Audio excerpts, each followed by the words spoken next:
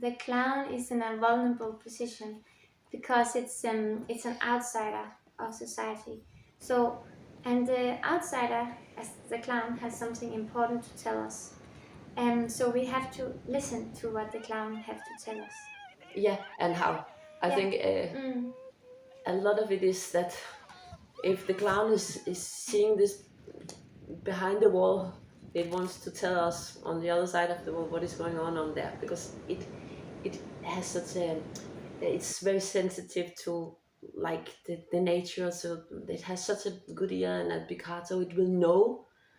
But then the clown might not have the language as we have, but that's the strongest power of the clown, is that it have to event be more funny, more interesting, so we deal with it, like, so we can, okay, wake up again from this sleep we have, to survive, also not to think about the bad thing we don't. Yeah, but we have to, at some point we have to, and the clown can make it in a playful way. And this can be a way that the clown can make kind of heavy topics more light, because they are reaching our curiosity and our awareness. So this is a tool. And also this, that it is so full of hope. It's so naive. Yeah. That it thinks everything is possible.